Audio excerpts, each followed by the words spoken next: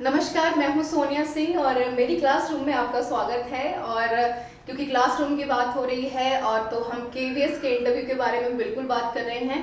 तो केवीएस के इंटरव्यू में डेमो किस तरीके से देना है आपको, और आपका हर एक चीज़ जो नोटिस की जाती है, जो कि मैंने आपको डे 1 में भी डिस्कस किया था।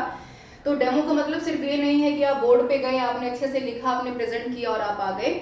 डेमो में जब आप किसी के सामने खड़े हैं तो आपकी बॉडी लैंग्वेज से लेकर आपके हाव भाव, एक्सप्रेशन, सब कुछ काउंट होता है और उसी के ही कहीं न कहीं मार्क्स आपको दिए जाते हैं। तो हम आज उसी के बारे में बात करने वाले। इस वीडियो में हम क्या क्या डिस्कस करेंगे, पहले मैं वो बता देती हूँ। डेमो कैसे दिया जाता है और डेमो किस किस को देना पड़ता है, या फिर डेमो का टॉपिक कैसे चूज करते हैं और किस तरीके से आपका बॉडी लैंग्वेज होना चाहिए। और हम ये भी डिस्कस करेंगे कि बोर्ड से आपका डिस्टेंस कितना होना चाहिए, आपको लिखना कैसे है, और डेमो देते हुए आपके हाथ में किस किस चीज़ की रिक्वायरमेंट होनी चाहिए, जो कि आपको ये दिखाए कि भाई आप एक अच्छे टीचर हैं और आपको पता है कि क्लासरूम में पढ़ाने से पहले या क्लासरूम में टॉपिक को पढ़ाते हुए कि आपको किन किन बातों का एक कॉमन सेंस है कि भाई ये सब तो हमें आना ही चाहिए। ठीक है, तो सेशन को स्टार्ट करते हैं। तो सबसे पहले तो देखिए, जब जैसे भी आप क्लासरूम में, जैसे ही आप इंटरव्यू के लिए पहुंचेंगे, तो किसी केंद्रीय विद्यालय के लिए आप इंटरव्यू के लिए देने जा रहे हैं, तो आप चाहे पीआरटी के लिए हैं, टीजीटी के लिए हैं, चाहे पीजीटी के लिए हैं, आपका जो प्रॉपर क्लासरूम में ही इंटरव्यू होता है। बहुत कम सिनेरियोज में ऐसा होता है कि आपको प्रॉपर कोई ऑफिस लुक दिया जाता है कि भाई 4 लोग राउंड शेप में बैठे हैं और आप लोग पहुंच गए इंटरव्यू देने के लिए, ऐसा नहीं है। एक प्रॉपर क्लासरूम होती है जिसमें 4 से 5 लोग या 3 से 4 लोग बैठे होते हैं जो आपसे क्वेश्चन करते हैं और बाकी चीजें वहां पर डिस्कस होती हैं। तो मुझे पूरी उम्मीद है, हालांकि कहीं ना कहीं एक सटायर भी होगा, कि यहाँ पर सभी बच्चे 10वीं तक स्कूल गए होंगे, कई लोग प्राइवेट और कई लोग गवर्नमेंट स्कूल्स में। तो शुरू में हमारे पास एक ब्लैक बोर्ड का कॉन्सेप्ट था, फिर चेंज होकर ब्लैक बोर्ड ग्रीन बोर्ड पे चला गया, ग्रीन बोर्ड से फिर व्हाइट बोर्ड, देन उसके बाद स्मार्ट बोर्ड, और आज हम हर तरह के बोर्ड्स को देख पाते हैं।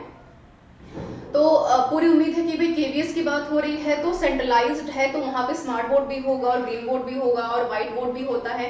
क्लासरूम का एक पूरा सिनेरियो होता है जहाँ पर नोटिस बोर्ड से लेके बच्चों की अपनी पेंटिंग्स होती हैं, कैलेंडर्स होते हैं, फोटोज होती हैं, यानी क्लासरूम बहुत जीवंत लगता है।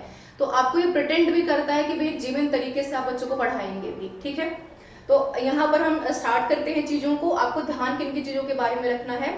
जैसे ही आप डेमो के लिए पहुंचेंगे, सबसे पहले तो वहां पर डेस्क में आपके सामने, मान लीजिए फॉर एग्जांपल अगर आप टीजीटी के लिए जा रहे हैं तो 6 से लेकर 8 स्टैंडर्ड तक की एनसीईआरटी बुक्स वहां पर ऑलरेडी रहती हैं आपके सामने। अगर आप पीआरटी के लिए जा रहे हैं तो 1 से 5 तक, और वैसे ही पीजीटी के लिए भी यहाँ पर सीबीएसई बोर्ड की सारी जो एनसीईआरटी की किताबें हैं वो वहां पर ऑलरेडी होती हैं। तो आवश्यकता के अनुसार आप जिस भी सब्जेक्ट के लिए गए हैं पीआरटी में, तो सारी सब अब समझ लीजिए, मैं बहुत डिटेल में नहीं जाऊंगी वरना वीडियो बहुत लंबी हो जाएगी। कि पीआरटी में अगर आप मान लीजिए, अगर आपका टॉपिक जो भी आप चूज करते हैं या फिर टीजीटी में, पीजीटी में, उसकी बुक आप वहां पर डेस्क पे से ले सकते हैं। बहुत ध्यान से अपना टॉपिक चूज कीजिएगा। आपको कम से कम 3 टॉपिक चूज करने हैं अपना जो है डेमो जब आप देने के लिए जाएंगे, एटलीस्ट 3 टॉपिक्स को आपको चूज करना है। क्योंकि जरूरी ये है कि मान लो कि आपने अपना बेस्ट करके गए, आपने एक टॉपिक यहाँ पर रिप्रेजेंट किया, और ऐसा भी हो सकता है कि भाई उनको लगे कि चलो एक टॉपिक हम और देखते हैं, क्योंकि पीआरटी में बहुत सारे सब्जेक्ट्स भी होते हैं। तो आपको लगा कि चलो ठीक है, हम भी प्रिपेयर है, तो एक टॉपिक का एक डेमो हम और भी दे देते हैं। तो आपको कम से कम 3 टॉपिक्स प्रिपेयर करके जाने हैं, और डेमो जो टीच करना है आपको, वहां पर रिप्रेजेंट करना है, वो टॉपिक आपको खुद चूज करना पड़ता है। बहुत rare, in the rare cases में ऐसा होता है कि वो लोग खुद बोलते हैं कि भाई आप नाउन पढ़ाकर दिखाइए, या फिर आप यहाँ पर हरप्पन सिविलाइजेशन के बारे में बताइए, या फिर ज्योग्राफी का कोई पर्टिकुलर टॉपिक दे दिया। वो लोग खुद से नहीं कहते, आपको खुद ही चूज करना पड़ता है और आप खुद ही जाकर प्रेजेंट करते हैं। बहुत रेयर केसेस में ऐसा होता है कि वो कह दे, तो इसके लिए भी आपको प्रिपेयर रहना पड़ता है। ठीक है, और यहाँ पर कम से कम 3 टॉपिक को आप चूज करके जाए, अच्छे से प्रिपेयर करके जाएं, ये आपको ध्यान में रखना है। और दूसरी महत्वपूर्ण चीज मैं आपको और बता दूं कि पीजीटी टीजीटी वाला जो सेक्शन रेजिग्नेशन है, उसमें सबका डेमो नहीं लिया जाता। अगर आपको लगता है, अगर उनको लगता है कि भाई आपके पास ऑलरेडी 5 से 6 साल का एक्सपीरियंस है, अगर आप एक्सपीरियंस टीचर, आप फ्रेशर नहीं है, या फिर उनको लगता है कि भाई यहाँ पर कैंडिडेट का बायोडेटा बहुत एक्सीलेंट है और एकेडमिक बहुत स्ट्रांग है, या उनको ये लगता है कि भाई इंटरव्यू ही इतना जबरदस्त हुआ है कि हमें लग ही नहीं रहा है कि डेमो लेने की जरूरत है, या आपने हर एक क्वेश्चन का आंसर दिया है, तो वहां पर डेमो स्किप भी हो सकता है। कोई मैंडेशन नहीं है कि सबको डेमो देना ही पड़ता है। ठीक है, तो लेकिन फिर भी प्रिपेयर करके जाना है जो कि केवीएस का क्राइटेरिया है, राइट। तो यहाँ पर जब आप जाएंगे तो जाहिर सी बात है कि आपके हाथ में घड़ी जरूर पहन लीजिएगा, जो मैंने ड्रेस कोड में भी मेंशन किया था। एक तो मार्कर अगर अवेलेबल है तो मार्कर चूज कीजिए, या फिर अगर चौक है तो चौक यूज कीजिए।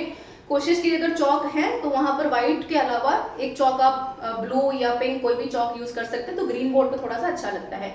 ध्यान में रखिएगा अगर व्हाइट बोर्ड है तो कोशिश कीजिए एक ही मार्कर या फिर एक ही चौक का यूज कीजिए। अगर ग्रीन बोर्ड है तो वहां पर आप व्हाइट के अलावा ब्लैक का भी यूज कर सकते हैं या फिर येलो का भी यूज करेंगे तो वो थोड़ा सा जो है अच्छा लगेगा। क्यों अच्छा लगेगा? क्योंकि क्लासरूम में है तो जाहिर सी बात है कि बच्चों का अट्रैक्शन भी आपको गेन करना है, तो आप जो लिख रहे हैं पढ़ा रहे हैं वो अच्छा भी दिखना चाहिए। कोई फिगर बना रहे हैं, कोई आप यहाँ पर जो है कोई स्क्वायर कोई ट्रायंगल बना रहे हैं तो वो भी आपको अच्छा दिखना चाहिए, राइट।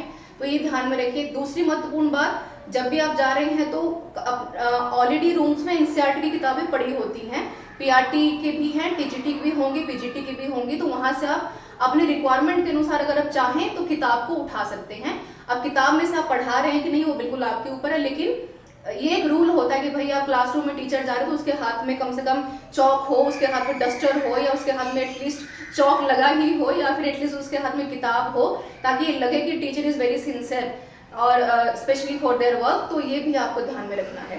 तो बिल्कुल बेंच से आपको या फिर जो भी रिक्वायरमेंट होगी वहां से आप अपना बोर्ड मार्कर अपना चौक या अपना डस्टर उठा सकते हैं और उसका प्रयोग भी करना है, केवल हाथ में नहीं रखना है। आपके आगे बिल्कुल एक बेंच के ऊपर सारा सामान रखा होता है, आप उसको रख भी सकते हैं, वहां से फिर से उठा भी सकते हैं। यानी कि आपको एक्टिविटी करते रहना, आपको यहाँ पे सिर्फ जीवन खड़े नहीं रहना कि आप शुरू हो गए और आपने तब तक पढ़ाना छोड़ा नहीं जब तक कि आपका टॉपिक पूरा नहीं हो गया, राइट। नंबर 4 पॉइंट जो बहुत इंपॉर्टेंट है, मैंने 3 पॉइंट डिस्कस किए, नंबर 4 पॉइंट जो बहुत आपके लिए इंपॉर्टेंट है, एक टाइम मार्क जरूर कीजिएगा कि आपको मैक्सिमम जो आपका डेमो जाना चाहिए 5 मिनट, मैक्सिमम 6 मिनट, या फिर मिनिमम अगर आप जाते हैं तो मिनिमम तो 3 मिनट होना ही चाहिए, ठीक है। ताकि वहां पर कम से कम हर एक चीज आपका एक्सप्रेशन, आपके हैंड मूवमेंट्स, आपका body language, way of standing, आपका कितना दूरी है बोर्ड से, कैसे पढ़ा रहे हैं आप, ये ध्यान में रखें।